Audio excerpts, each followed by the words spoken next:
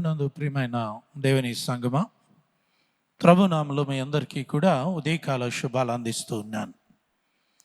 దేవుని యొక్క మహాకృపలో గత వారమంతా యేసయ్యను కాపాడి ఈ పునరుద్ధాన దినాన దేవుని ఆరాధించడానికి దేవాతి దేవుడు ఇచ్చిన మంచి తరుణాన్ని బట్టి దేవునికి వందనాలు చెల్లింపబద్ధులమై ఉన్నాం.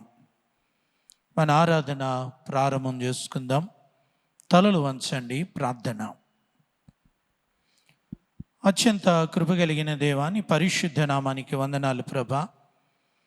నీ యొక్క మహాకృప చెప్పున ఈ పునరుద్ధాన దినాన నీ పాద సన్నిధిలో కనబడడానికి మీరిచ్చిన ఈ సమయాన్ని బట్టి నేను స్తుతిస్తూ ఉన్నాం ప్రభా. ఈ వారమంతా మమ్మల్ని మీరు ఎక్కల చోటన దాచారు ప్రభా. నిన్ను ఆరాధించడానికి మాకు సమయాన్ని ఇచ్చారు ప్రభా. ఈ ఆరాధనలో నీ పాద సన్నిధిలో పాల్గొంటున్న ప్రతి ఒక్కరిని బట్టి ప్రార్థిస్తూ ఉన్నాం. వారి యొక్క గృహాలను దేవాలయములుగా చేసుకుని ప్రభా, నీ పాద సన్నిధిలో నిన్ను ఆరాధించడానికి ఏకీభవిస్తున్న ప్రతి ఒక్కరిని బట్టి ప్రార్థిస్తున్నానయ్యా. బలపరచండి, దీవించండి ప్రభా. నిన్ను ఆరాధించడం ద్వారా మేము పొందుకునే ఆశీర్వాదాలు సమృద్ధిగా పొందుకోవడానికి కృపనిమ్మని ప్రార్థన చేస్తూ ఉన్నాను ప్రభా. నీ యొక్క పాద సన్నిధిలో ప్రభా మా సంఘాన్ని నీ సన్నిధిలో ఉంచుతూ ఉన్నాం. నీ కృపలో దాచి నడిపిస్తూ ఉన్నారు ప్రభా. నీ యొక్క మాటల చేత మమ్మలను దినదినాభివృద్ధి నొందించండి. ఇది నా ఆరాధనలో మీ తోడ్పాటునివ్వండి ప్రభా. వాక్య జ్ఞానములో నీ కృప విస్తరింపచేయండి. సమస్త విషయాల్లో ప్రభా మీరే మహిమ పొందుకోమని మమ్మల్ని అందరినీ దీవించమని యేసు నామములో అడుగుచున్నాము తండ్రి, ఆమేన్. మన ఆరాధన ప్రారంభించుకుంటూ గాను ఆంధ్ర క్రైస్తవ కీర్తన పుస్తకంలో నుండి 9వ కీర్తన పాడుకుందాం.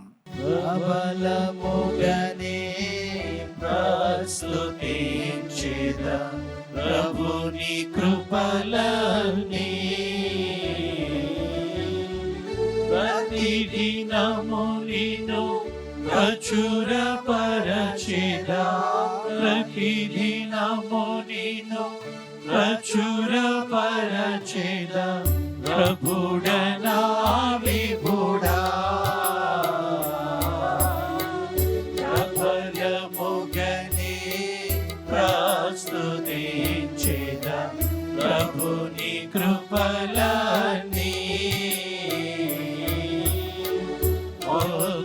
కోరిన యందు నిలచిన బంధుమిత్రుడవు, మందమతిగా నందమొసగిన, మందమతిగా నందమొసగిన మహిమ తేజుడవు. ప్రబలముగనే ప్రస్తుతించెదా, ప్రభుని కృపలని నిమిష నిమిషము నిన్ను భజించెదా, నిర్మలంబునను సమధమాది సుగుణ శోభిత, సమధమాది సుగుణ శోభిత సమదిని నిర్మా. ప్రబలముగనే ప్రస్తుతించెదా, ప్రభుని కృపలని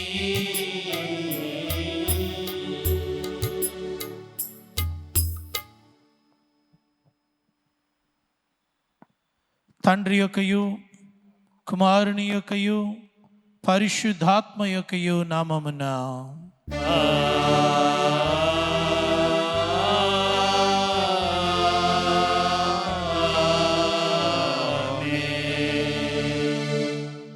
నీ వెలుగును నీ సత్యమును బయలుదేర చేయము. అవి నాకు త్రోవ చూపును. అవి నీ పరిశుద్ధ పర్వతమునకును నీ నివాస స్థలములకును నన్ను తోడుకుని వచ్చును. అప్పుడు నేను దేవుని బలిపీఠమునొద్దకు నాకు ఆనంద సంతోషములు కలుగు చేయు దేవుని యొద్దకు చేరుదును. దేవా, నా దేవా, సితారా వాయించుచు నీకు కృతజ్ఞతాస్తుతులు చెల్లించెదను.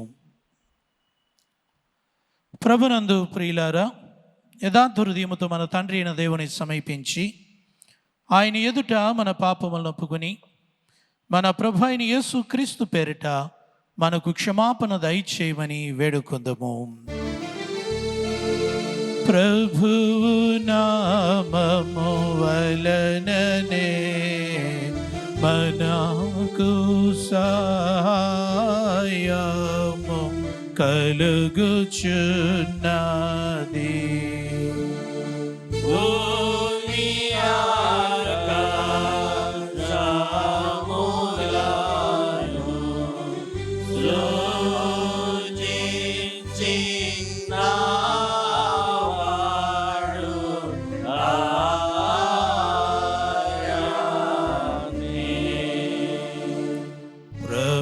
సన్నిధిని నా అతిక్రమములు నేను ఒప్పుకొందు నన్ను కొంటిని.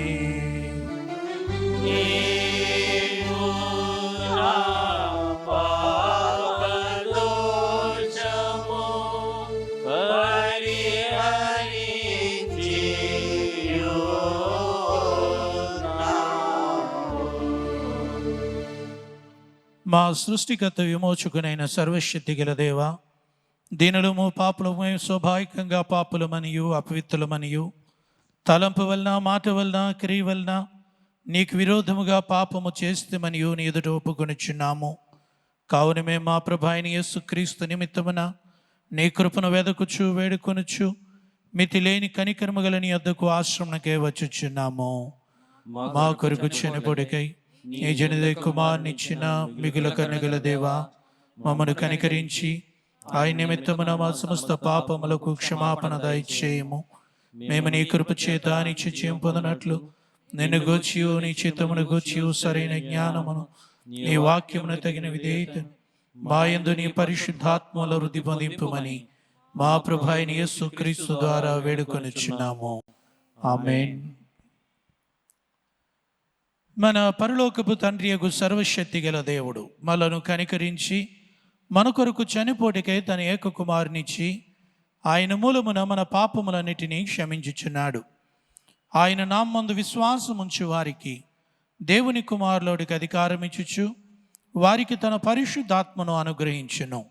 నమ్మి బాప్తీసం పొందినవాడు రక్షింపబడును. ఓ ప్రభువా, ఈ రక్షణ మా అందరికీ దయచేయము.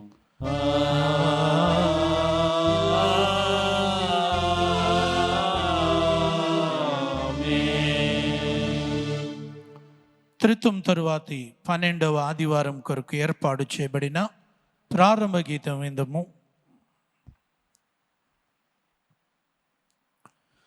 దేవా, నన్ను విడిపించుటకు త్వరగా రమ్ము. యెహోవా, నాకు సహాయము చేయుటకు త్వరగా రమ్ము. నా ప్రాణము తీయగోరువారు సిగ్గుపడి అవమానమొందుదురుగాక. నాకు అపాయము కలుగుగా చూచి సంతోషించువారు వెనుకకు త్రిప్పబడి సిగ్గునొందుదురుగాక.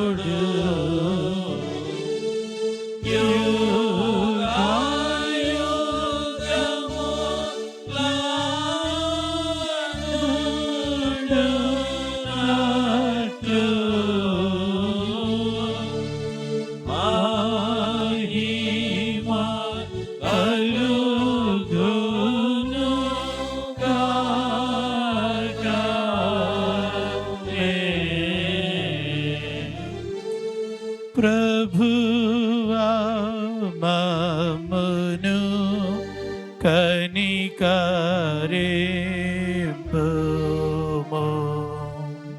ప్రభువా, మమ్మును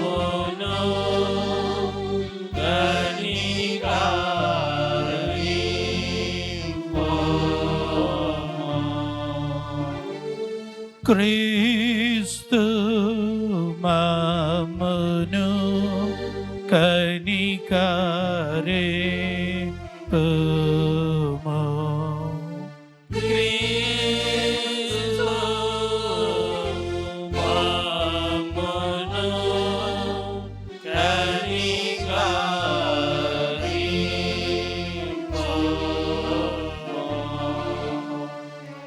ప్రభువా మమ్మును కనికరే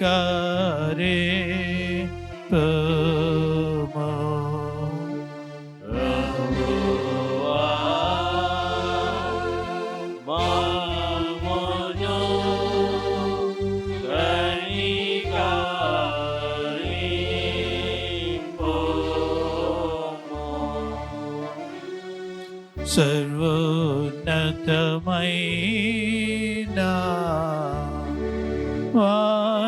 వాణిలో దేవునికి మహిమా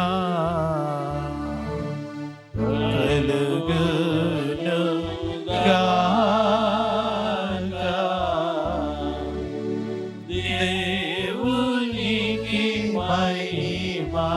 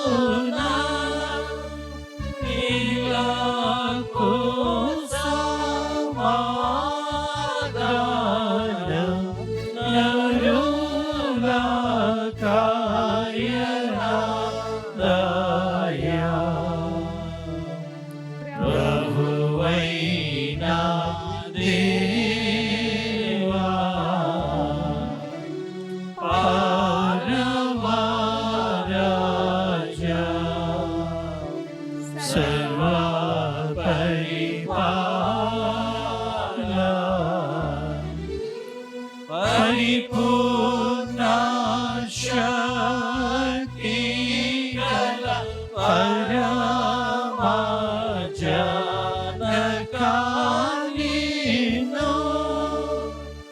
మహిని స్తుతించుచు మరి పొగడుచున్నాము.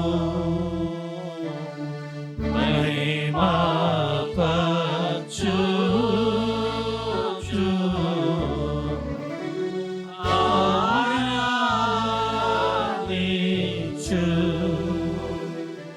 ఆరాధించుచున్నాము నీవు.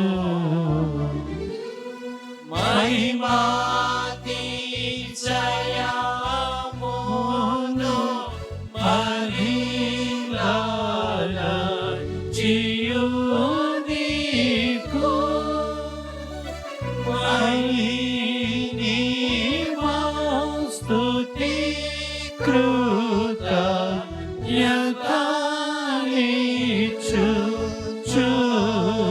కృతజ్ఞతనిచ్చుచున్నాము.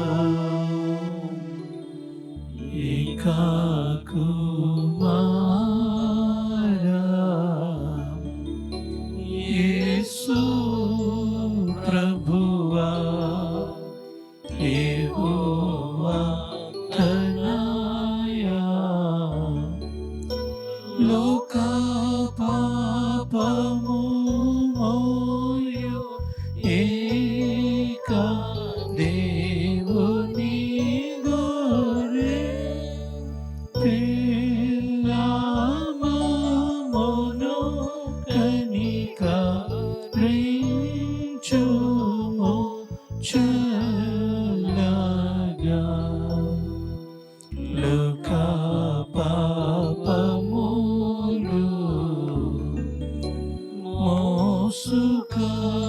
మోసుకపోవు యేసు రక్షక.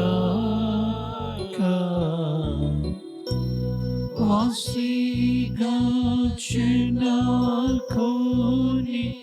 కుడి వైపున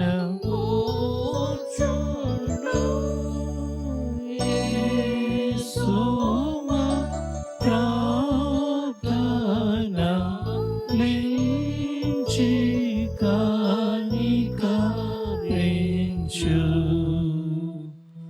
పరిశుద్ధుడా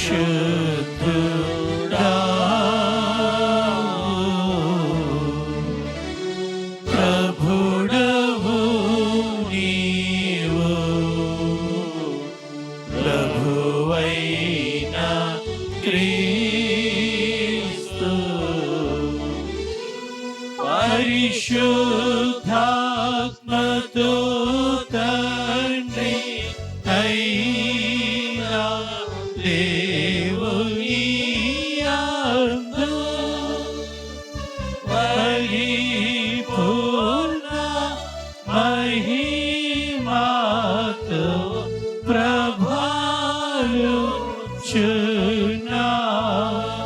ప్రభావించున్నామెప్పుడు.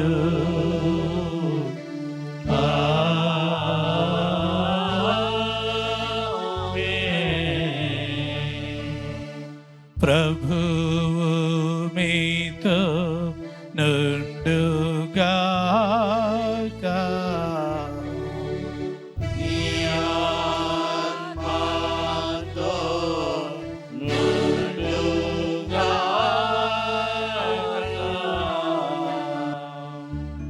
ప్రార్థింతుము. సర్వశక్తియు కనికరముగల దేవా, నీ కృపచేతిని నీ విశ్వాసులు నీకు సత్యమైనటియు మెచ్చదగినటియు సేవ చేయగలరు కనుక తుదకు మేము పరమందు నీ దివ్య వాగ్దానములను తప్పకుండా పొందులాగున ఇహమందు నిన్ను నమ్మకంగా సేవించినట్లు దయచేయమని నీతోనూ పరిశుద్ధాత్మతోనూ సదాయక దేవుడై యుగయుగములు జీవించుచు పరిపాలించుండు నీ కుమారును మా ప్రభు అయిన యేసు క్రీస్తు ద్వారా వేడుకొనుచున్నాము. ఆమేన్.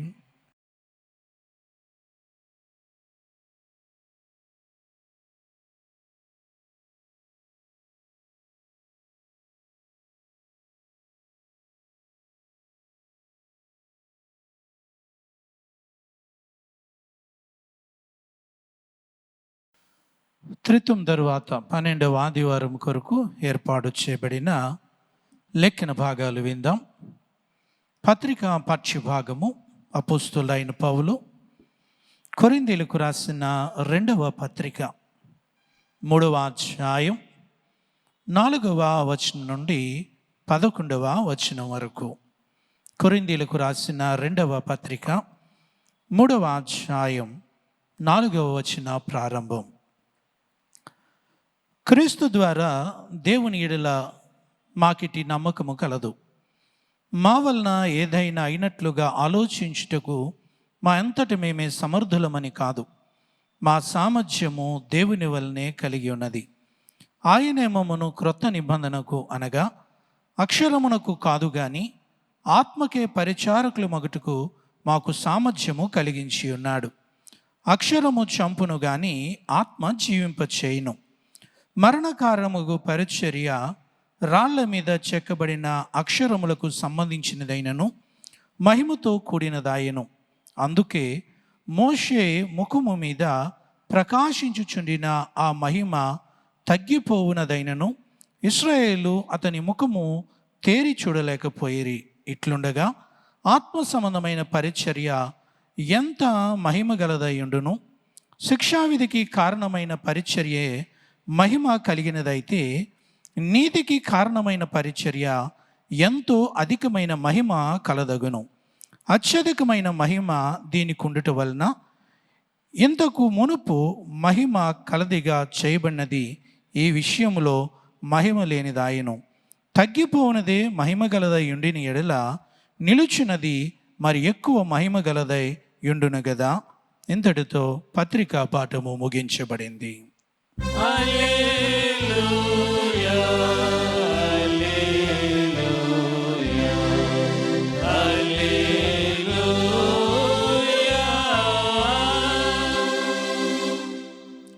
సువార్త పాఠ్య భాగము పరిశుద్ధుడైన మార్కు రాసిన సువార్త 7వ అధ్యాయం 31వ వచనం నుండి 37వ వచనం వరకు.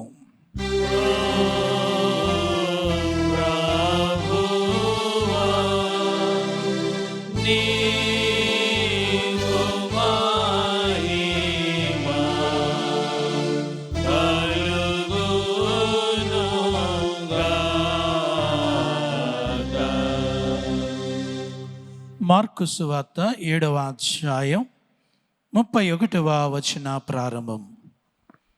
ఆయన మరలా తూరు ప్రాంతములు విడిచి సీదోను ద్వారా దెకపోలి ప్రాంతముల మీదుగా గలిలయ సముద్రమునొద్దకు వచ్చెను. అప్పుడు వారు చెవుడు గల నత్తి వాని ఒకని ఆయన యొద్దకు తోడుకొని వచ్చి వాని మీద చెయ్యుంచుమని ఆయనను వేడుకొనిరి. సమూహములో నుండి ఆయన వానిని ఏకాంతముగా తోడుకొని పోయి వాని చెవులలో తన వ్రేలు పెట్టి ఉమ్మివేసి వాని నాలుక ముట్టి ఆకాశం వైపు కన్నులెత్తి నిట్టూర్పు విడిచి ఎఫాతా అని వానితో అని చెప్పెను.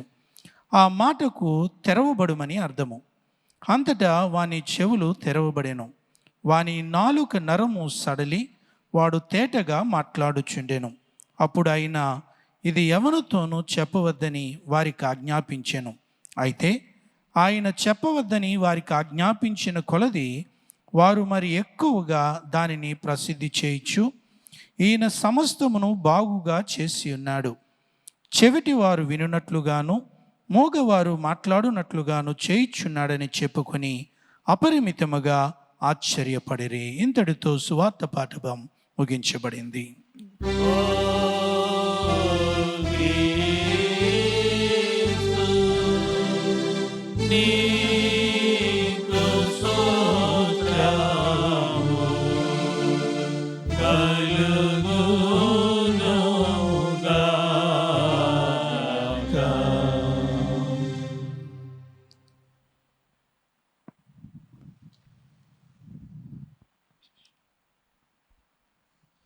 మనం అందరం కలిసి అపోస్తుల విశ్వాస ప్రమాణం ఒప్పుకుందాం. భూమి ఆకాశములను సృజించిన సర్వశక్తి గల తండ్రి అయిన దేవుని నమ్ముచున్నాను. ఆయన ఏక కుమారును మన ప్రభు అయిన యేసుక్రీస్తు నమ్ముచున్నాను.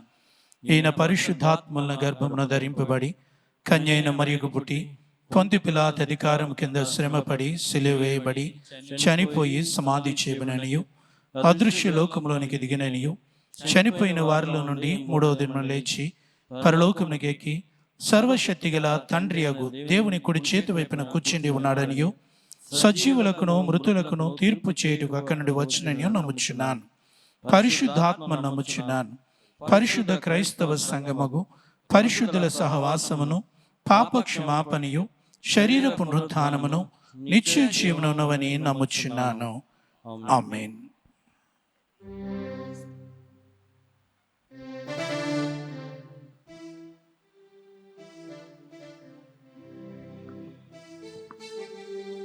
ఈ పునరుద్ధాన దినాన మనకి దేవుని యొక్క వాక్యాన్ని దైవజనులు రెవరెండ్ బి ప్రశాంత్ గారు అందిస్తారు అని తెలియజేస్తూ ఉన్నాను. దేవుని యొక్క వాక్యం వినే ముందుగా మనం అందరూ కలిసి ఆంధ్ర క్రైస్తవ కీర్తన పుస్తకంలో నుండి 145వ కీర్తన పాడుకుందాం.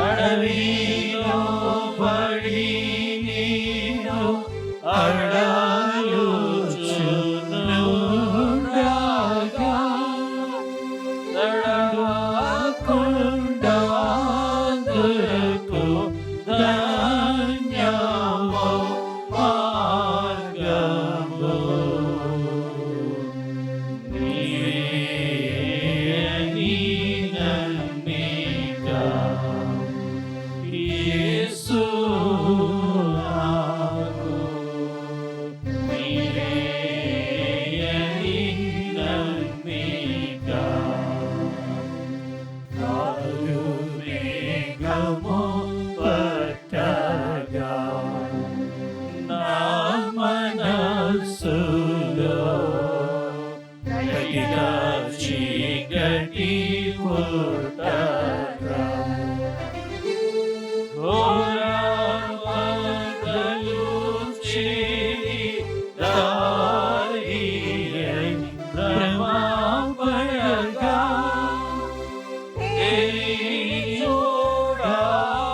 చూడగలయో తేజోమయ మార్గము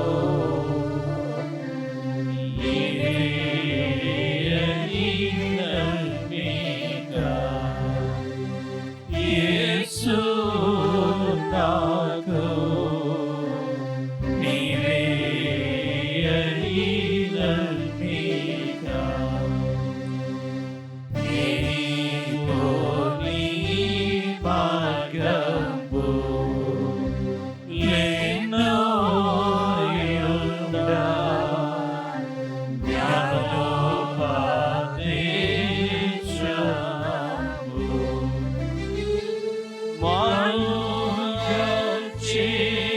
మార్గచేయుచు వాణి కరుణించి నీ మార్గమున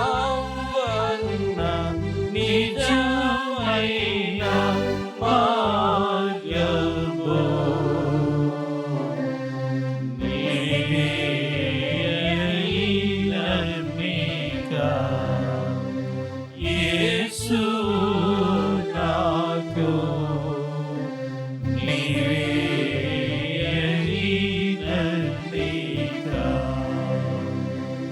నరకము నుండి పరలోకము వరకు నిలిచిన దారి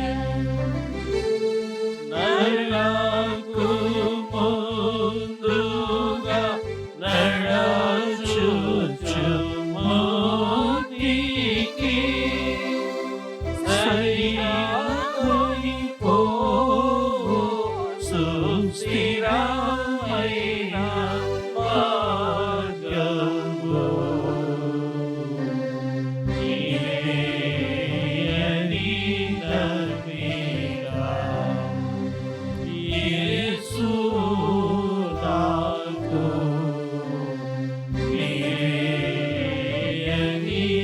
అయినన్నిగా.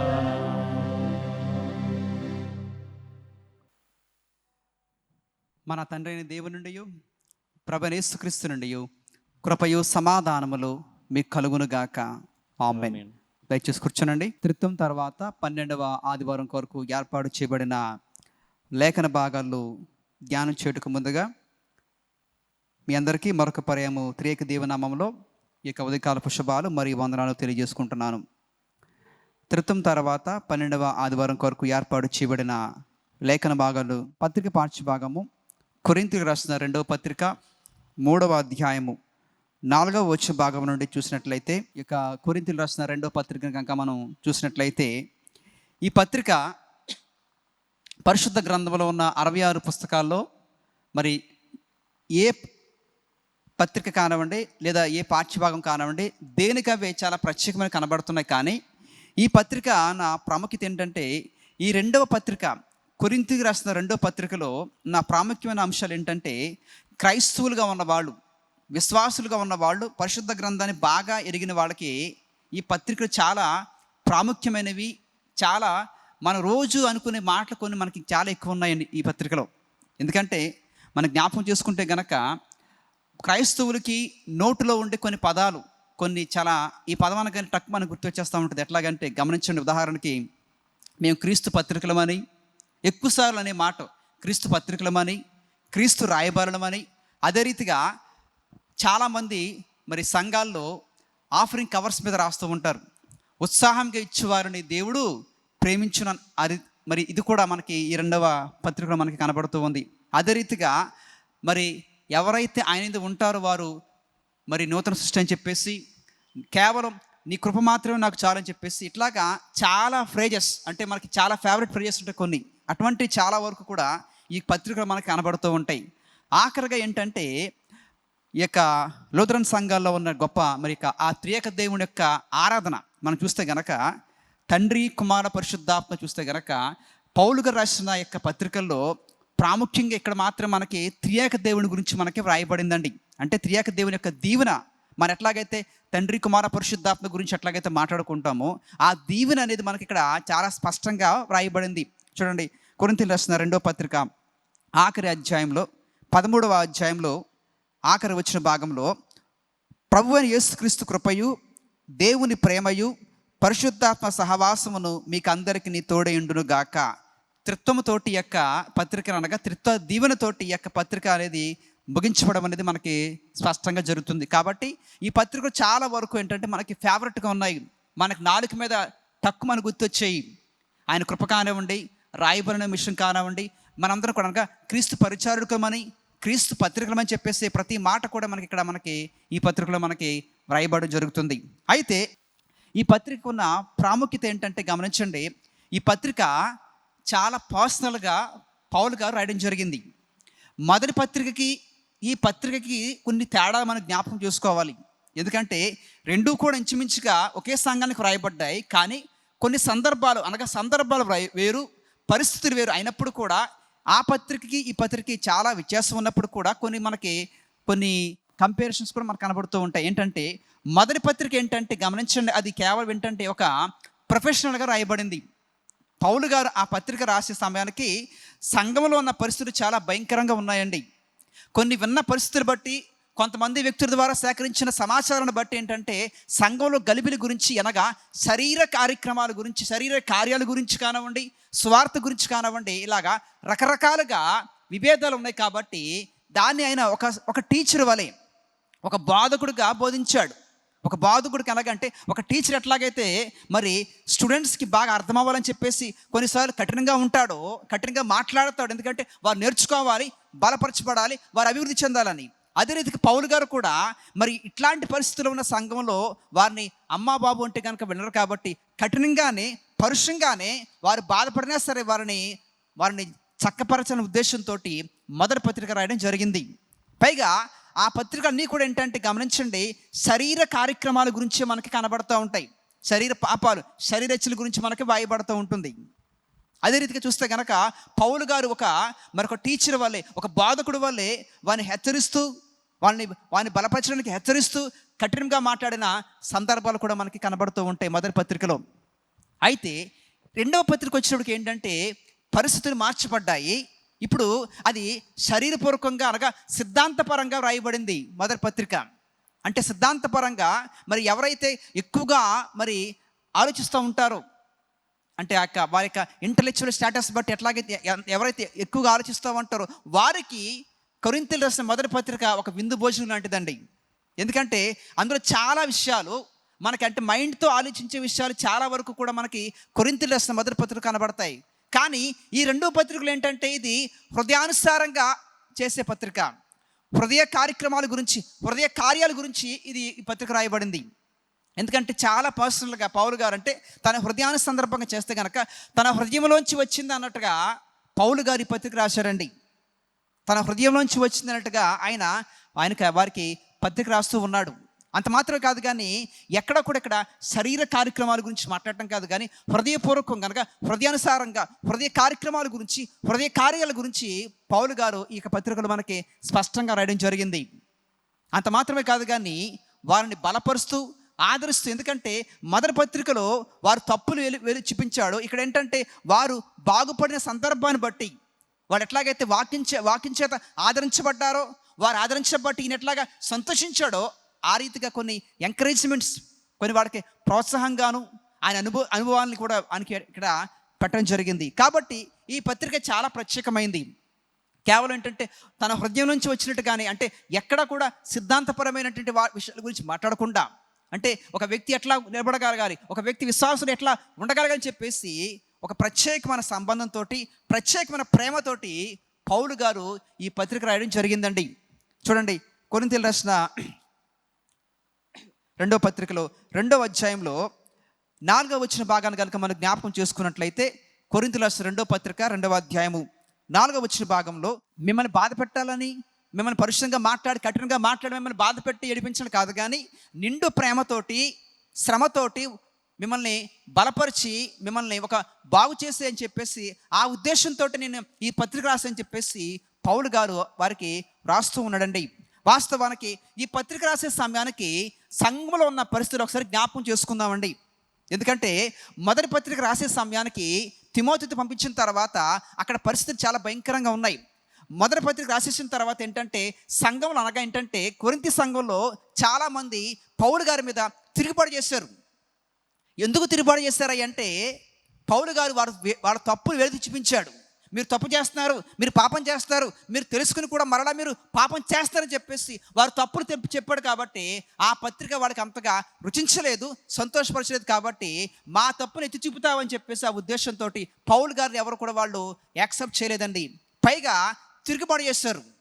అబద్ధ బోధకులు అనేక మంది చేరి వారిని గలిబిలి చేస్తూ వారికున్న ఆ కొద్దిపాటి విశ్వాసం కూడా వాళ్ళని బలహీనపరిచి మరి ముఖ్యంగా పౌలు గారిని వాళ్ళు టార్గెట్ చేసుకున్నారండి.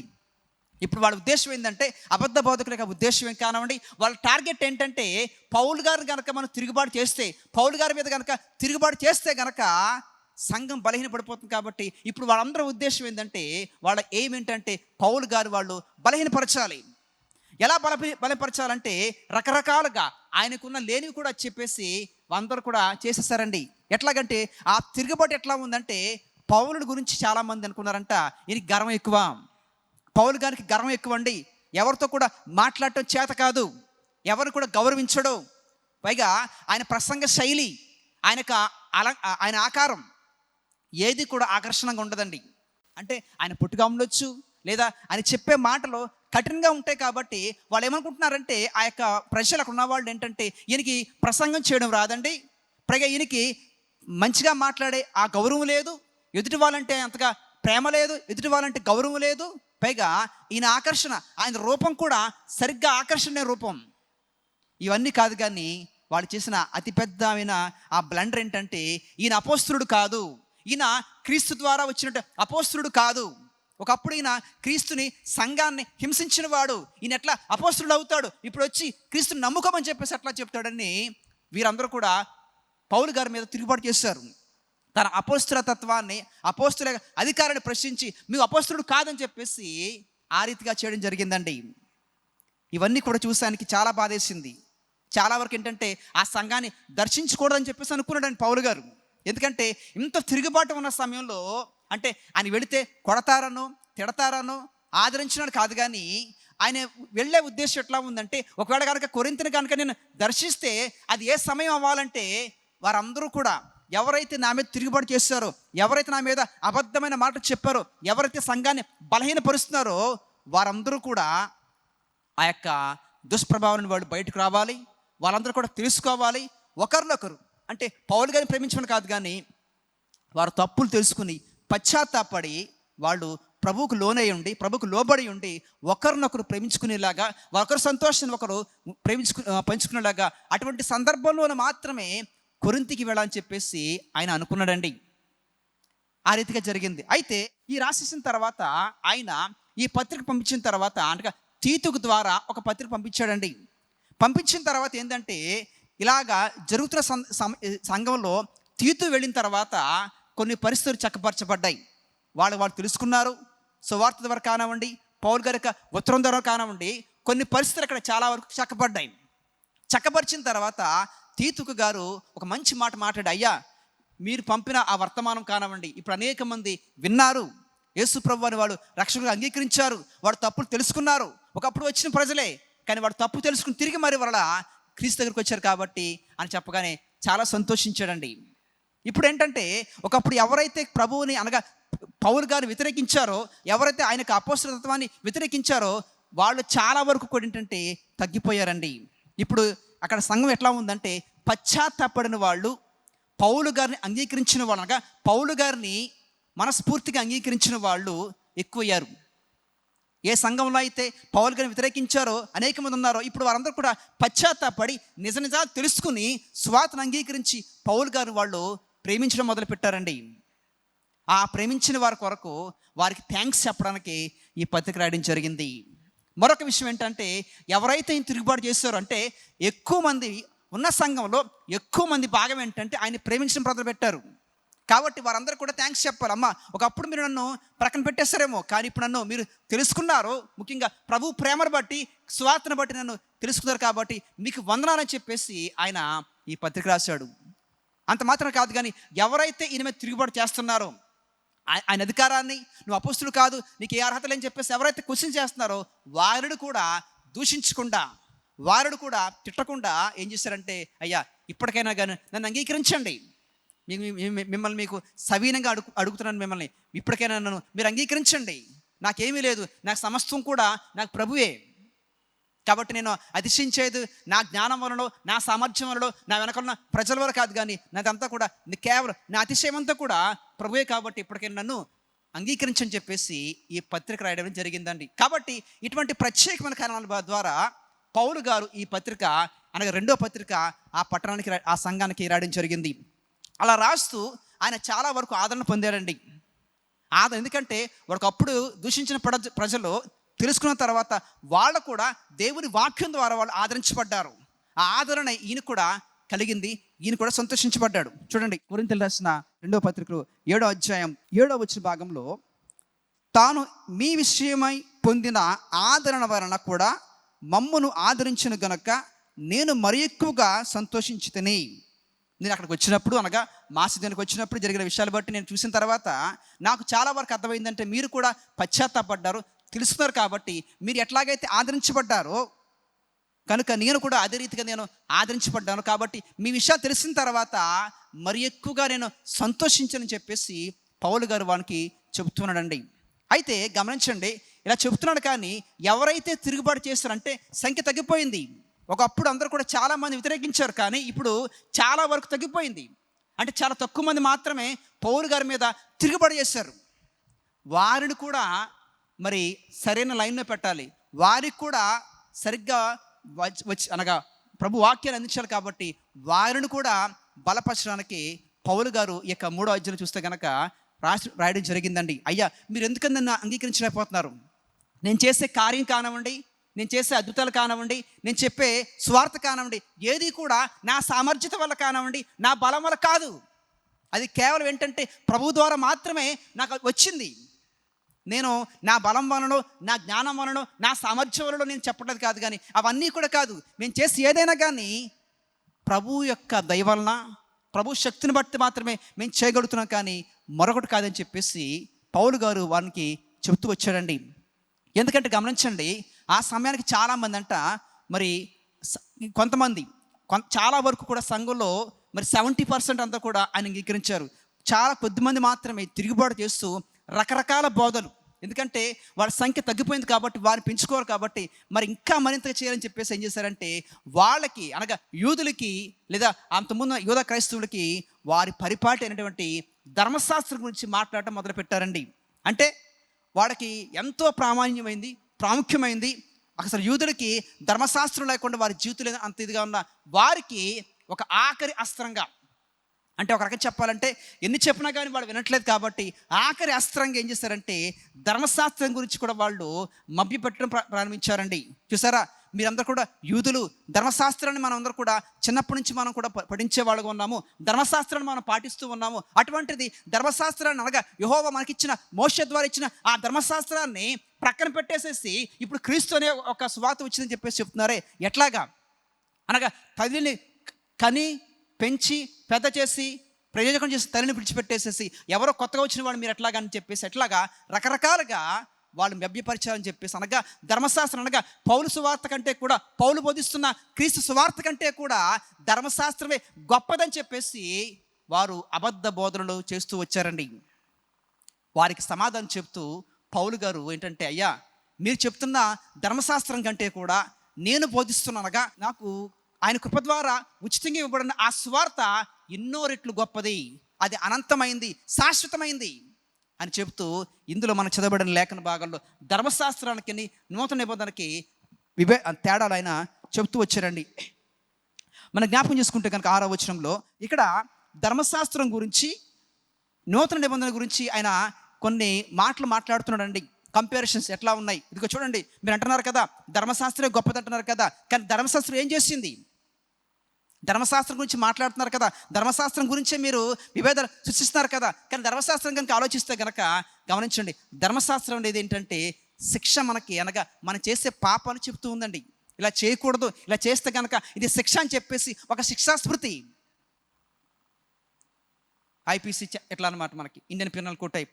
అయితే గమనించండి, దాన్ని నమ్ముకోవడం ద్వారా, అది చేయడం ద్వారా మనకి మంచిదే, కానీ చేయలేకపోతున్నారండి. ఎందుకంటే గమనించండి, యెహోవా దేవుడు యూదులతో అనగా ఇశ్రాయేలు జనాంగంతో ఏం చేశారంటే ఒక నిబంధన ఏర్పాటు చేసుకున్నాడు. ఆ నిబంధనే ధర్మశాస్త్రం. అయ్యా మీరు గనక నా ఆజ్ఞలు గైకున్నట్లయితే గనక మిమ్మల్ని నేను ఆశీర్వదిస్తానని చెప్పేసి ఒక నిబంధన. మీరు నా ఆజ్ఞలు కనుక గైకున్నట్లయితే, ధర్మశాస్త్ర ప్రకారంగా జీవించినట్లయితే కనుక మిమ్మల్ని నేను దీవిస్తానని చెప్పేసి ఒక నిబంధన చేసుకున్నానండి. అయితే గమనించండి, నిబంధన అంటే ఏంటంటే ఇరు పక్షాల వారు మాట మీద నిలబడాలి. ఒక జరగాలంటే, ఒకటి జరిగించాలంటే, ఒక నిబంధన అంటే ఇరు పక్షాల మధ్య ఇద్దరి మధ్య జరిగిందంటే అవతల వాళ్ళు మాట వినాలి, యువతల వారు కూడా మాట వినాలి. ఒకవేళ కనుక యెహోవా దేవుడు కనుక ఇదిగో నా ఆజ్ఞలు కనుక మీరు గైకొన్నట్లయితే దీన్ని మేము దీవిస్తాను అన్న మాట ఆయన మర్చిపోతే కనుక తప్పు యెహోవాదే. ఒకవేళ కనుక ఆయన ఇచ్చే నిబంధన ఇచ్చాడు, అప్పుడు ఆ నిబంధన ఎవరంటే ఆయన మధ్య, ప్రజల మధ్య ఉంది. కాబట్టి ఎవరైతే ఆ నిబంధన ఫెయిల్ అయిపోతారో వాస్తవానికి ఏంటంటే వాళ్ళు అల్టిమేట్గా వాళ్ళు ఫెయిల్ అయిపోయినట్టు. ఒకవేళ కనుక యూదులే కనుక వాళ్ళని ఆజ్ఞలన్నీ పాటించి, ధర్మశాస్త్రంలో ఉన్న ఆజ్ఞలను కూడా ప్రతి ఆజ్ఞను పాటించి, అయ్యా మేము పాటిస్తున్నాం కానీ మమ్మల్ని దేవుడు ఇంకా దీవించట్లేదంటే కనుక మనం అప్పుడు దేవుని అడగాలి. కానీ ఇక్కడ ఏం జరిగిందంటే, అయ్యా మీరు పాటించండి, నా ఆజ్ఞలు గైకొనండి, మేము దీవిస్తానని చెప్పేసి ఆయన అదే మాట మీద నిలబడ్డాడు. ఇరు పక్షాల్లో ఏమైందంటే దేవుడేమో అదే మాట మీద నిలబడి ఎవరా ఆజ్ఞను పాటిస్తారని చెప్పేసి ఆయన చూస్తూ ఉంటే, వీరేమో అనేక సందర్భాలు కాదు కానీ వారి జీవితాంతం కూడా ఆ నియమాలను వాళ్ళు మీరేసారండి. వాళ్ళు ఆజ్ఞలు పాటించలేక, ఆజ్ఞలు మీరుతూ పాపం మీద పాపం చేస్తూ ఏం చేశారంటే ఆఖరికి ఏంటంటే వాళ్ళని పరిశుద్ధులుగా చేసుకోవడానికి, పవిత్రుగా చేసుకోవడానికి బలి అర్పణలో అలాగా యాగ ఇట్లా రకరకాలుగా వాళ్ళు చేసుకుంటూ వచ్చారండి. కాబట్టి దానికి దీనికి సంబంధం లేదండి. గమనించండి, అది రాతి పలకల మీద వ్రాయబడింది, రాతి పలకల మీద రాయబడింది. ధర్మశాస్త్రం అంటే ఏంటంటే గమనించండి, ధర్మశాస్త్రం ఏంటంటే దానికి దానే మరణాన్ని విధించదు, కానీ పాపము మరణాన్ని విధిస్తుంది. ధర్మశాస్త్రం అదేమి దానికి చేయదు. ఎందుకంటే ధర్మశాస్త్రం ఏంటంటే అది మన హృదయాలను మార్చాలని ఆజ్ఞల్లోనూ శాసనాలను ఉందండి. అయితే గమనించండి, నూతన నిబంధన రచయిత అయినటువంటి ఆత్మ దేవుడు దయచేసిన ఈ యొక్క నూతన నిబంధన ఏంటంటే గమనించండి, అదేంటంటే అది మానవుడు ఏం చేస్తుందంటే శిక్షించకుండా రక్షిస్తుంది, క్రొత్త వారిగా చేస్తుంది. ధర్మశాస్త్రం ఏం చేస్తుందంటే మనిషిని నేరస్తుడిగా రుజుపరుస్తుంది. కానీ ఇక్కడ ఏంటంటే వాడు నేరస్తుడైనప్పుడు కూడా వాడిని పవిత్రపరిచి వాడిని క్రొత్త మానవుడిగా చేస్తూ వచ్చిందండి. కాబట్టి ఇట్లాగా రకరకాలుగా ధర్మశాస్త్రం గురించి, ఆత్మ రచయితగా ఉన్న నూతన నిబంధన గురించి పౌలు గారు మాట్లాడుతూ, చూసారా మేము కేవలం అక్షరానికి మాత్రమే పరిచారకులు కాదండి, అక్షరాలు రాస్తూ వచ్చారు కానీ అవన్నీ కూడా మరి రాతి పలక మీద రాయబడ్డాయి. కానీ ఈ నూతన నిబంధనలో ఆత్మచేత రాయబడిన యొక్క నూతన నిబంధన మనుషుల యొక్క హృదయాల మీద రాయబడింది. కాబట్టి ఇది శాశ్వతమైనది, అది అపరిమితమైనది. అంటే కేవలం ధర్మశాస్త్రాన్ని మీరని కాదు కానీ ధర్మశాస్త్రం కూడా ఉందండి. దేవుని ధర్మశాస్త్రం ఎప్పుడు కూడా మారదు కూడా. కాకపోతే ఏంటంటే ప్లేస్ మాత్రమే మార్చబడిందండి.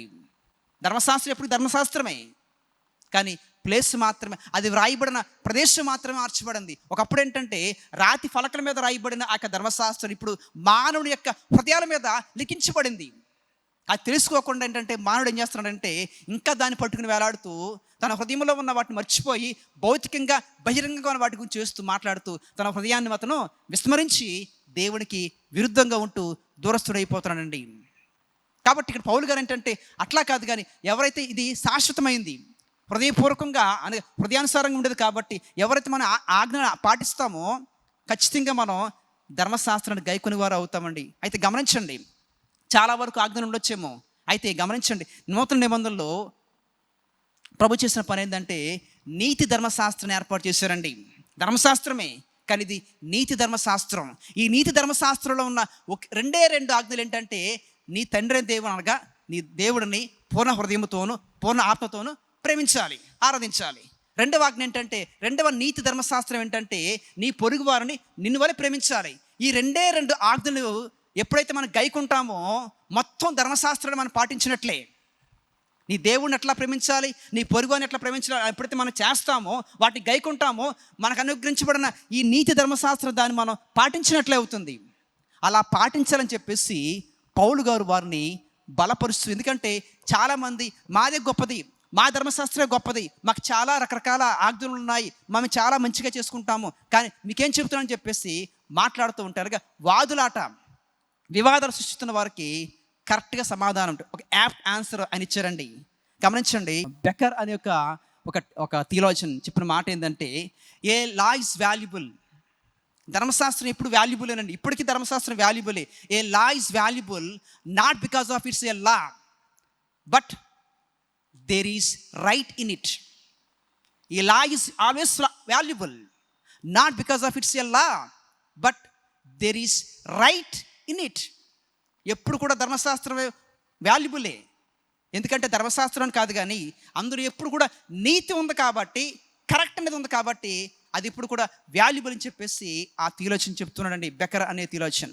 కాబట్టి ఇక్కడ చూస్తే కనుక గమనించండి, ఇక మధ్యాహ్న కాల చూస్తే కనుక పౌలు గారు ఇటువంటి మాటలు వాడు చెబుతూ, ధర్మశాస్త్రాన్ని మీరేమో మీరుతారంటారు కానీ అసలు మేము చేసేదే ధర్మశాస్త్రం, ఎందుకంటే ఆ నీతిని ధర్మశాస్త్రాన్ని పాటించడం ద్వారా ఎప్పుడైతే పరిశుద్ధాత్మ దేవుడు రచించిన ఆ నూతన నిబంధన మనం ఎప్పుడైతే మనం చూసుకుంటామో, ఆత్మ మనం పొందుకుంటాం. కాబట్టి ఆ ఆత్మ ద్వారా మీరు ఫెయిల్ అయిపోయినా, మీరు చేయలేకపోయినా ఆ ధర్మశాస్త్రాన్ని మేము గైకుంటామని చెప్పేసి వారిని బలపరుస్తూ ఈ మాటలు మాట్లాడుతున్నాడండి. ఎందుకంటే వాళ్ళు ఏమంటున్నారంటే, అయ్యా మీరేమో గొప్పవాళ్ళు, మేము కాదని చెప్పేసి చెప్తున్నారు. కానీ గమనించండి, ఆయన చెప్పిన మాట ఏంటంటే, ఇది మా సామర్థ్యం వల్ల మేము చేసింది కాదు. ధర్మశాస్త్రం మేము పాటిస్తున్నామంటే, ధర్మశాస్త్రాన్ని గైకుంటున్నామంటే, ఈ రోజున అద్భుత కార్యాలు సువార్త అందిస్తున్నామంటే అది మా సామర్థ్యత కాదు, కానీ అది దేవుని వల్ల వచ్చింది మాత్రమే. కాబట్టి ఎవరైనా సరే గమనించండి, వాళ్ళు అనుకుంటుంది ఏంటంటే పౌలు గారికి ఏమీ రాదు, పౌలు గారు గర్విష్ఠుడు అని చెప్పే మాటలు బట్టి, చేసే క్రియలు బట్టి ఈ రీతిగా ఆయనకి అంటే ఒక రకం చెప్పాలంటే ఒక సెల్ఫ్ ట్రైంప్, అంటే ఒక రకం చెప్పాలంటే ఆయన పొగడేసుకుందని చెప్పేసి అనుకుంటున్నారు. కానీ ఆయన చెప్తున్న మాట ఏంటంటే, మాకేమీ సంబంధం లేదండి, మాకేమి రాదు కూడా.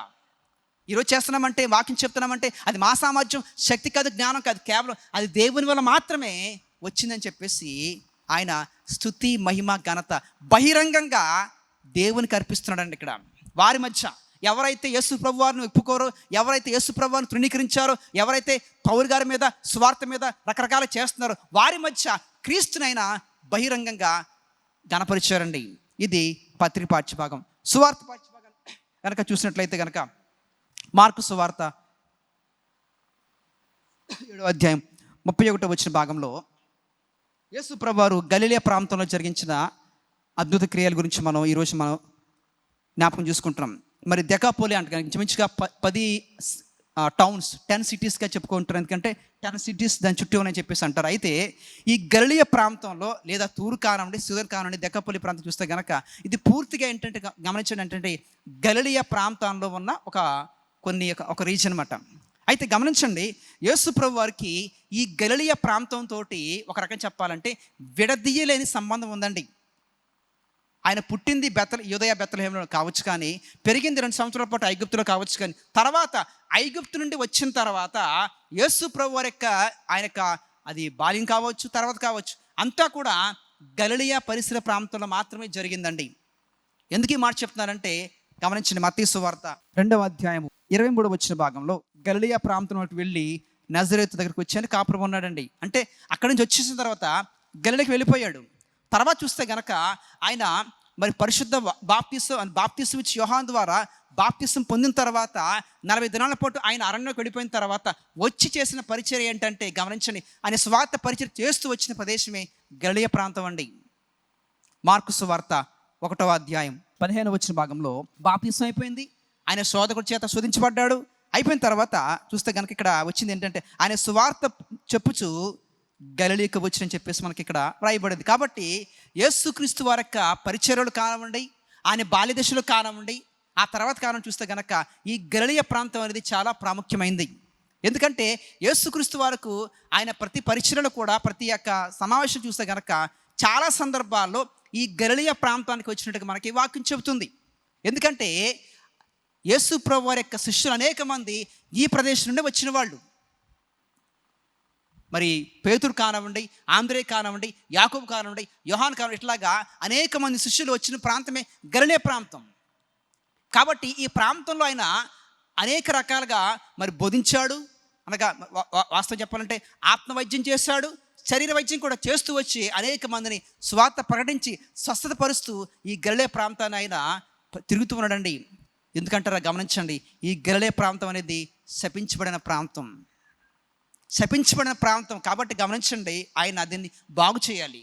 వాస్తవానికి యోదయ బెత్లెహేము అని కూడా దీవించబడ్డాయి, ప్రవక్తల చేత అవి చక్కగా చేయబడ్డాయి. కానీ ఈ గలిలయ ప్రాంతం అనేది ఏంటంటే అది ఒకరిని చెప్పాలంటే మరణఛాయలో ఉన్న ప్రాంతం అండి. అది యెషయా గ్రంథం 9వ అధ్యాయం 1వ వచనం భాగం చూసినట్లయితే, గలిలయ ప్రదేశమును మహిమగల దానిగా చేయుచున్నాడు.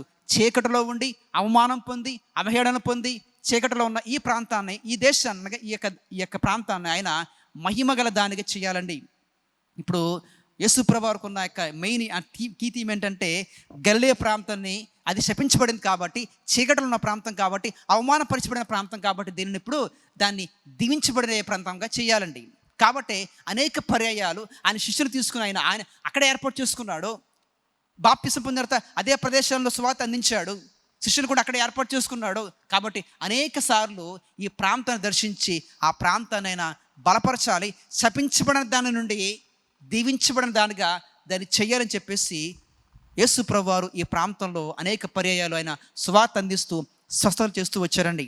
అయితే అదే క్రమేణా ఆయన మనకు ఏర్పరచబడిన లేఖన భాగాల ప్రకారం మరి ఆ ప్రాంతానికి వచ్చినప్పుడు జరిగింది ఏంటంటే గమనించండి, ఒక వ్యక్తికి చేసిన ఒక కార్యం బట్టి అక్కడ ఏం జరిగిందంటే అందరూ కూడా చూశారు, సంతోషించారు, ఆనందించారు. అయితే ఇదే కార్యం, ఇటువంటి కార్యమే జరిగినప్పుడు ఆ ప్రదేశంలో ఉన్న ప్రజలు ఏం చేశారంటే యేసు ప్రభు వారిని ఎగతాళి చేస్తూ కాదు కానీ భయం పట్టుకుని యేసు ప్రభు వారిని అక్కడి నుంచి వెళ్ళిపోమని చెప్పేసి బ్రతిమాలుకున్నారండి. అక్కడ జరిగింది స్వస్థతే.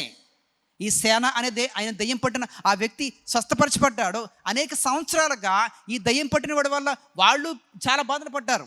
ఆ ప్రాంతంలో కానివ్వండి, జంతువులు కానివ్వండి, వెళ్ళేవారు కానివ్వండి, బాటసారులు కానివ్వండి, వాళ్ళు కూడా చాలా బాధపడ్డారు, ఇబ్బందులు పడ్డారు. అటువంటి ఇబ్బంది నుండి యేసు ప్రభు వారు ఆ వ్యక్తిని రక్షించి ఆ ప్రాంతం రక్షించినప్పుడు కేవలం ఏంటంటే వాళ్ళకి కలిగిన నష్టాన్ని బట్టి వాళ్ళు ఇప్పుడు ప్రభు వారిని, అయ్యా దయచేసి మీరు మా దేశంలో ఉండకండి, ఇక్కడి నుంచి వెళ్ళిపోమని చెప్పేసి యేసు ప్రభు వారిని అక్కడి నుంచి పంపేశారండి.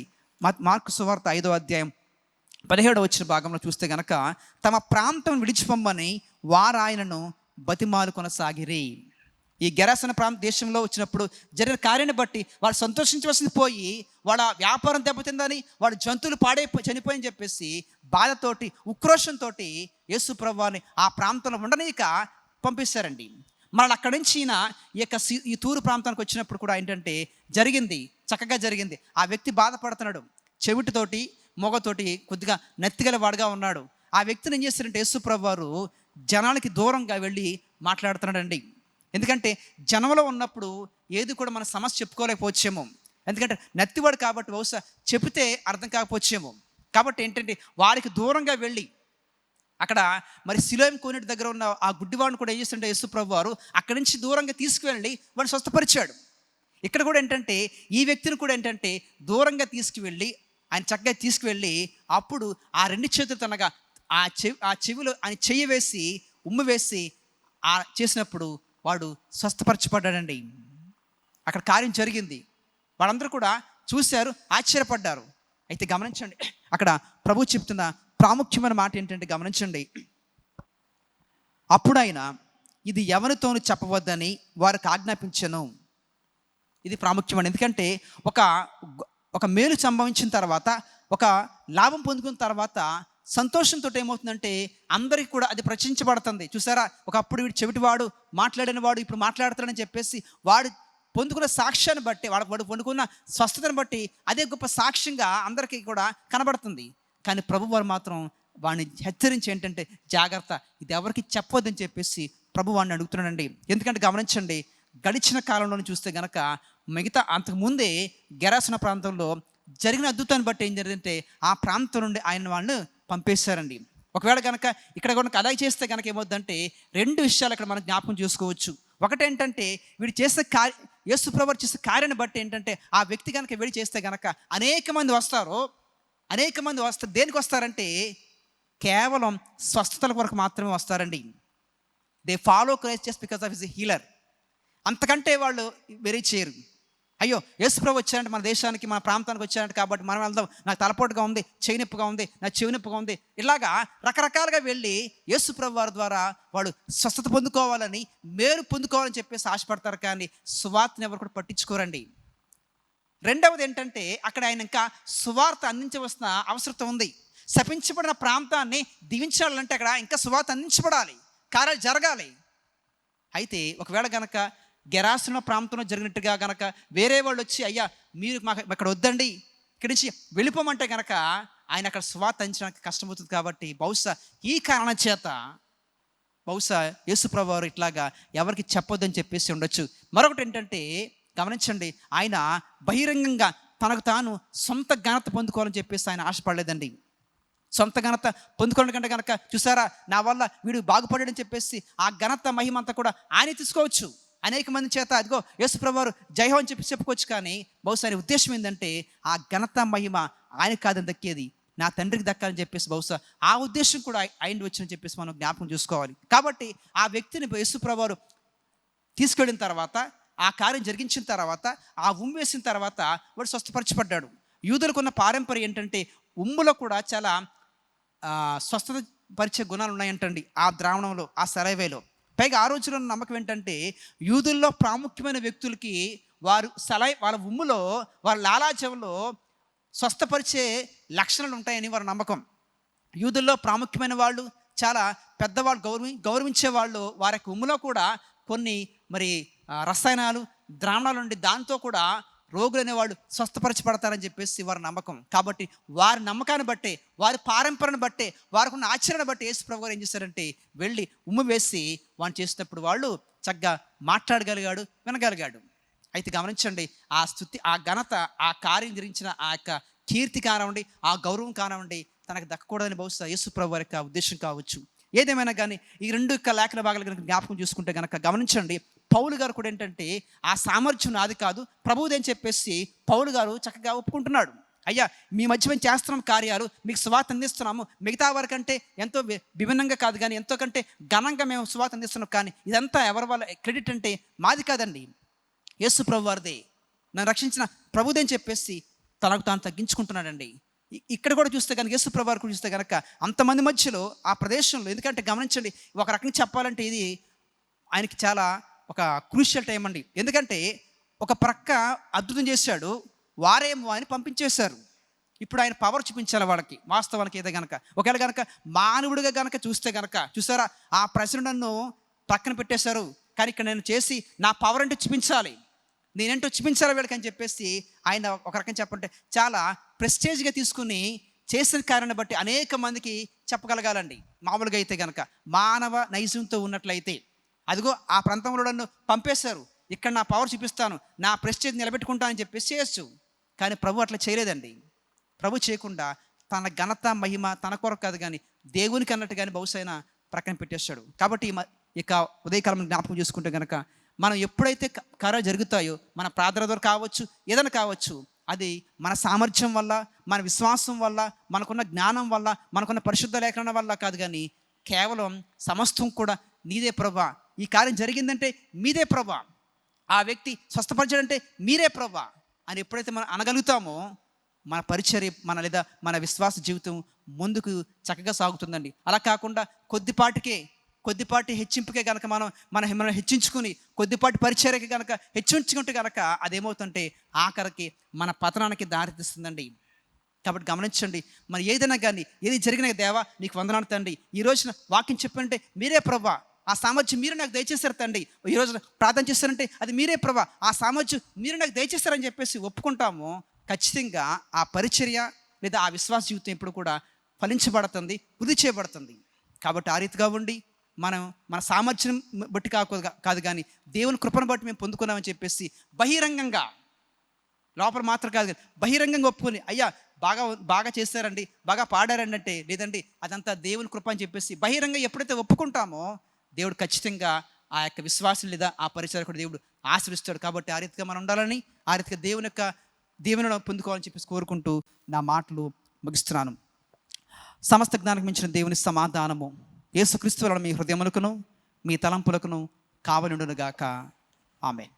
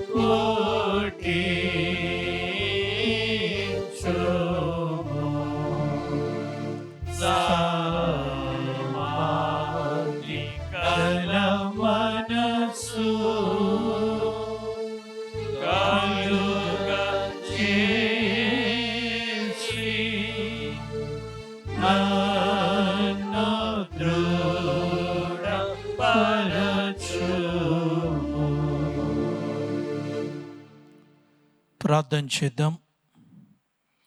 అత్యంత కృప కలిగిన దేవా, నీ పరిశుద్ధ నామానికి వందనాలు చెల్లిస్తున్నాం.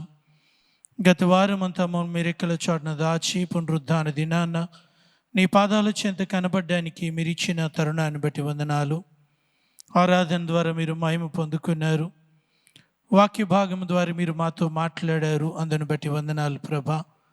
నీ దాసు నిలబెట్టి అందించిన నీ మాటలు మా హృదయంలో పదిలపరుచుకుని మేమేమై ఉన్నది ఉచితమైన కృప అని ప్రభా గుర్తించిన వారముగా, మాకు కలిగిన ప్రతి సామర్థ్యము నీ వల్లనే మేము పొందుకున్న వారమని ప్రభా గ్రహింపు కలిగి ప్రభా నీ నామాన్ని మహిమపరిచే జీవితాలు మా అందరికీ దయచేయండి ప్రభా. నా తండ్రి, మా సంఘమును బలపరచండి.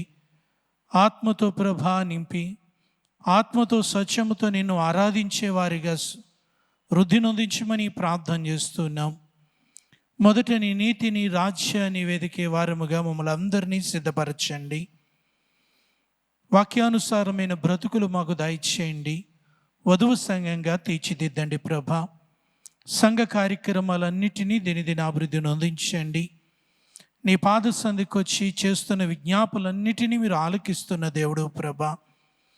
అనారోగ్యంతో ఉన్న బిడ్డలను ముట్టి స్వస్థపరిచి ఆరోగ్యాన్ని దయచేయండి. దుఃఖములో ఉన్న కుటుంబాలను బట్టి ప్రార్థన చేస్తున్నాం. నీ యొక్క ఆదరణ, ఓదార్పు వారికి దయచేయమని ప్రార్థిస్తూ ఉన్నాను ప్రభా. అనారోగ్యంతో ఉన్న బిడ్డల పట్ల నీ కృప విస్తరింప చేయమని ప్రార్థిస్తూ ఉన్నాం ప్రభా. కరోనా వైరస్ చేత బాధనంతున్న ఈ సమయంలో ఏ ఒక్కరికి ప్రభా నా తండ్రి కష్టము కలుగకుండా ప్రభా, బాధలు కలుగకుండా నీ యొక్క కృపలో సమూలంగా ప్రభా కరోనా వైరస్ నాశనం అందించమని ప్రార్థన చేస్తూ ఉన్నాం ప్రభా. సహాయం చేయండి ప్రభా. ఆర్థికపరమైన ఇబ్బందులను వారికి నీ చేయూతను అందించండి. గర్భఫలముల కొరకు ప్రార్థిస్తున్న బిడ్డలను దర్శించి నీ బహుమానము చేత నింపండి అయ్యా. గర్భిణీ స్త్రీలను మీరు ఎక్కల చోట దాచి సుఖమైన ప్రశ్న దయచేయండి. వృద్ధాప్యంలో ఉన్న వారికి కావలసిన ఆరోగ్యాన్ని, భద్రతను దయచేయండి ప్రభా. మా యొక్క సంఘమును ఒక్కసారి దర్శించండి ప్రభా. సంఘములో ప్రభా ప్రేమ, సంతోష, సమాధానాలని ప్రభా స్థిరపరిచి వృద్ధి నొందించమని ప్రార్థన చేస్తూ ఉన్నాం ప్రభా.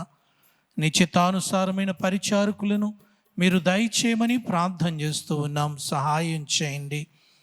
చైర్మన్ గారిని, ట్రెజరర్ గారిని, పిసిసి, ఎల్సిసి పెద్దలను, పరిచారకులను మమ్మల్ని అందరినీ చేతులకు అప్పగిస్తున్నాం. నమ్మకమైన వారిగా మమ్మలను సిద్ధపరిచి నమ్మకమైన వారిగా ముందుకి కొనసాగింప చేయమని ప్రార్థిస్తున్నాం ప్రభా. ఎంతమంది అయితే ప్రార్థిస్తూ ఉన్నారో ప్రభా, వారి యొక్క విజ్ఞాపనలకు ప్రతిఫలము దయచేయండి. నీ ప్రియ కౌగిల్లో దాయండి.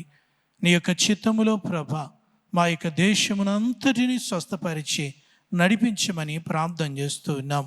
సంఘ బిడ్డలందరినీ బట్టి వందనాలు. దీవించండి ప్రభా. నీ చిత్తములో త్వరితగతిని ఆలయములో చేరి మేమందరూ నిన్ను ఆరాధించడానికి మీరు మాకు కావలసిన సమయాలు, కావలసిన మంచి వాతావరణ పరిస్థితులన్నిటినీ ప్రభా దయచేయమని ప్రార్థిస్తున్నాం. మరొకసారి సంఘమంతటిని బట్టి ప్రార్థిస్తున్నాను. దీవించండి. వాక్యానుసారంగా స్థిరపరిచి వృద్ధి నొందించమని, అడిగిన వాటిని అడగలేక మరిచిన వాటిని అనుగ్రహించమని యేసు నామములో అడుగుచున్నాము తండ్రి. ఆమేన్. పరలోకమందున మా తండ్రి, నీ నామం పరిశుద్ధపరచబడునుగాక, నీ రాజ్యం వచ్చుగాక, నీ చిత్తం పరలోకము నెరవేర్చిన భూమి నెరవేరునుగాక. మా దినహారమును దయచేయము. ప్రార్థన చేస్తున్నాను, క్షమించిన ప్రకారం ప్రార్థన క్షమించము. శోధన దిక్కాదృష్టం తప్పించము. రాజ్యము, శక్తి, మహిమ నిరంతరము నీవేనవి. ఆమేన్.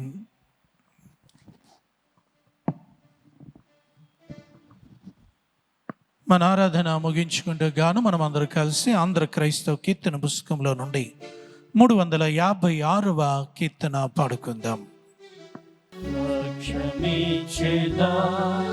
మన స్వామి యేసు దేవుడంచు సాక్ష్యమిచ్చెదా, సాక్ష్యమనగా కనిన వినిన సంగతులను తెలుపుటై, సాక్ష్యమిచ్చు కొరకు నన్ను స్వామి రక్షించినంచు సాక్ష్యమిచ్చెదా. స్వామి యేసు దేవుడంచు సాక్ష్యమిచ్చెదా. దిక్కు దిశయు లేని నన్ను దేవుడెందు కనికరించి, మక్కువతో నాకు రెట్లు మనశ్శాంతినిచ్చినాడు సాక్ష్యమిచ్చెదా. మన స్వామి యేసు దేవుడంచు సాక్ష్యమిచ్చెదా.